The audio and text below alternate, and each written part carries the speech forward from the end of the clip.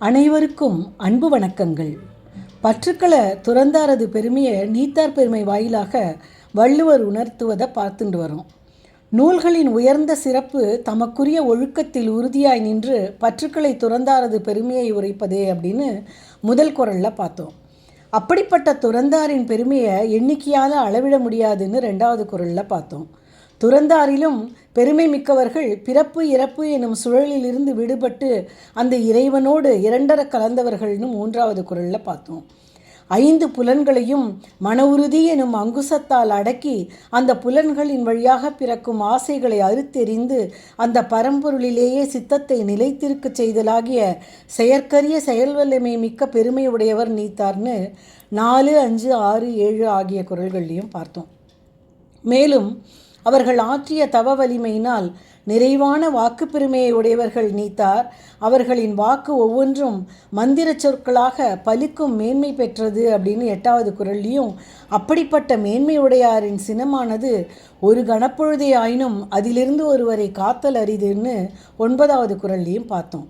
இவை எல்லாவற்றுக்கும் மேலாக நீத்தார் என்பவர் யார் என்பதற்கும் அவர் எத்தன்மையவர் என்பதற்கும் ஒரு மகுடம் போன்ற கருத்தை 10வது குறளிலே வள்ளுவர் சொல்கிறார்.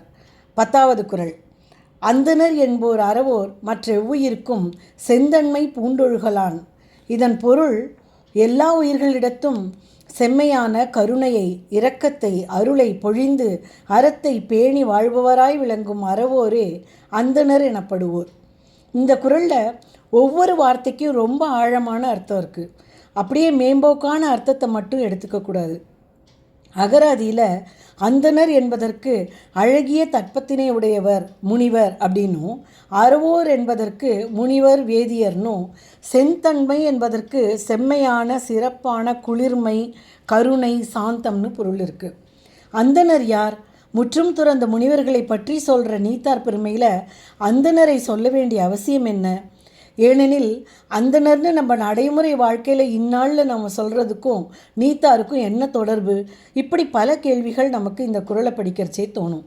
அந்தணன் என்ற சொல்லுக்கு வேதங்களின் அந்தங்களாகிய, அதாவது வேதாந்தங்களால் உபனிஷதங்களால் அறியப்படுபவனாகிய இறைவன்னு அந்த பரம்பொருளை குறிப்பிட்டு சொல்லும் பொருளும் உண்டு.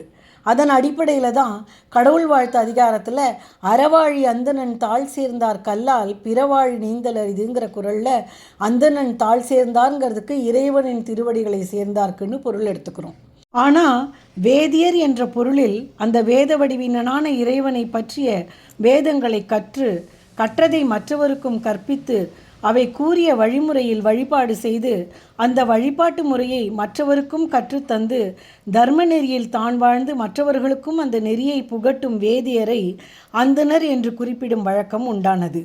அதுவே நாளடைவில் அவர்கள் வழி பிறந்து இறைவனுக்கு கோவில்களில் பூஜை முதலிய வழிபாடு செய்யும் சாராருக்கும் அதன் வழி வந்தோருக்கும் அந்தணர்கள் என கூறுவது நடைமுறை வழக்கமாயிற்று.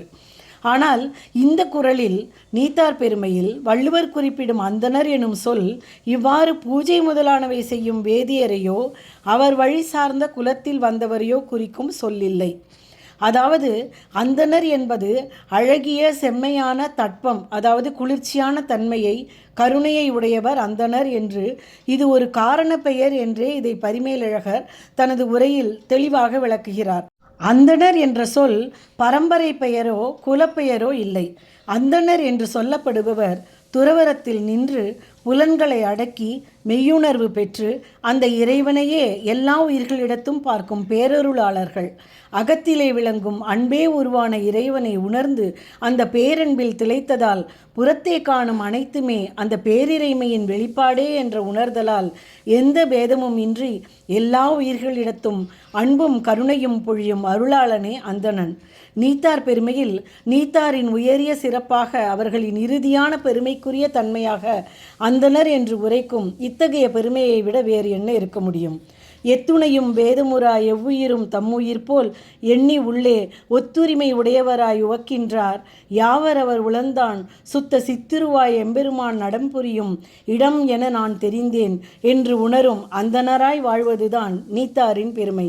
வாழ்க அந்தணர் என்று வணங்கி எல்லோரும் இன்புற்றிருக்க நினைப்பதுவே அல்லாமல் வேறொன்றறியேன் பராபரமே என்று பிரார்த்திப்போம். மேலும் பார்ப்போம்.